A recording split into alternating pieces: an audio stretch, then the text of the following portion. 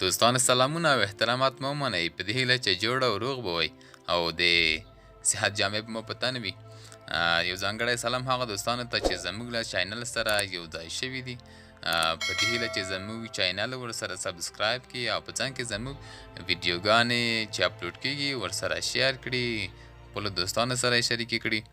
نو نن ویډیو مو هم د واتساپ د پروټیکټ کولو په باره کې ده چې څنګه کولی شو خپل واتساپ له نورو دوستانو څخه وساتو چې زموږ غواړي زموږ واتساپ پروټیکټ کړي.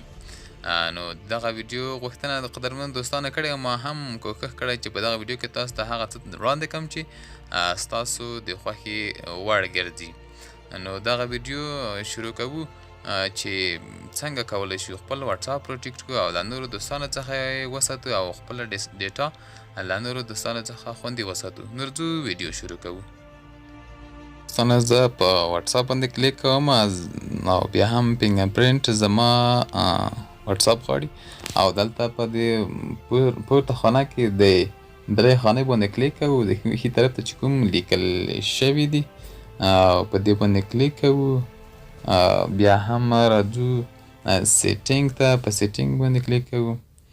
بیا راځو اکاونټ ته، په اکاونټ باندې کلیک کوو چې خپله پروسه مخکې یوسو او بیا ځو د درېیمه خانه کې چې کوم څه لیکل شوي دي په 2 سټیپ ویریفیکیشن باندې کلیک کوو او پروسه مخکې ځي. بیا هم ځو دلته په انیبل باندې کلیک کوو تر څو موږ دغه پروسه مخکې یوسو. نو دلته به موږ یو کود ورکړو، شپږ عددي کود به وي چې موږ باید دلته هغه ته ورکړو خپل واتساپ ته.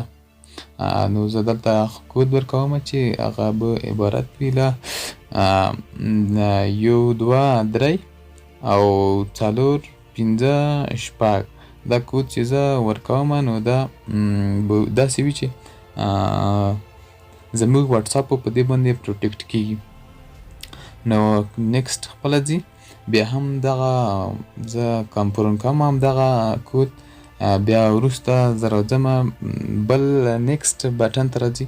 په نیکسټ بټن کې دلته زه موږ کولی شو چې هم دغه پروسه سکیپ کړو او یا هم موږ دلته ایمیل ادرس ورکړو.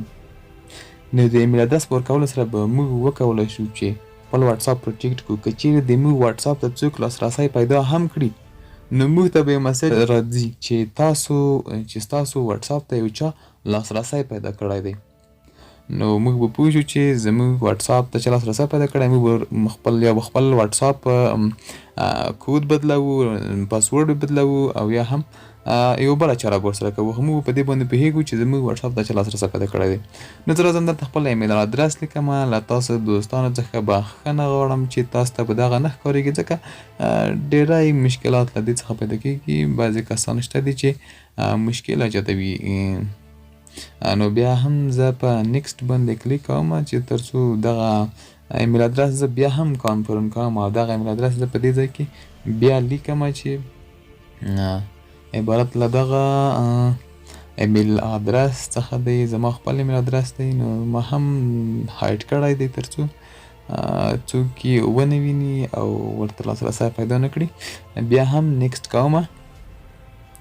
نو زموږ دغه عملیه ترسره شوه، زموږ کوم هدف چې و موږ هغه هدف ته ورسېدو. زموږ واتساپ چې دی هغه پروټیکټ شو.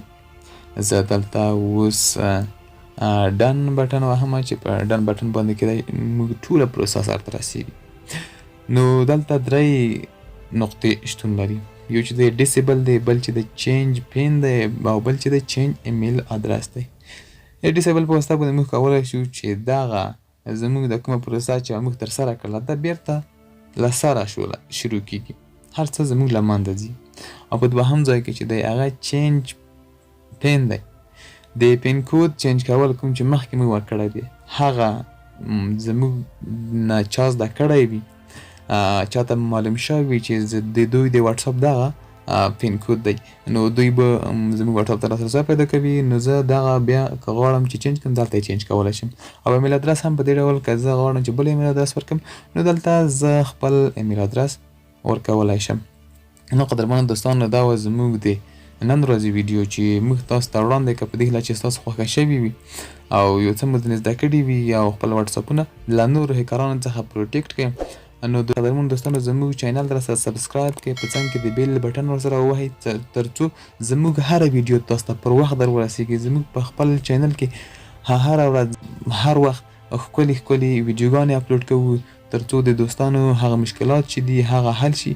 او که دغه ویډیو خوښه شوله نو دوستانو سره یې شیر کړئ ترڅو هغوی هم له دغه ښکلي ویډیو څخه برخمن شي، له دې څخه مستفید. په دې هیله چې راتلونکي کې هم زموږ له چینل سره پاتې شئ. نو ښه وختونه او ښې شیبې ولرئ.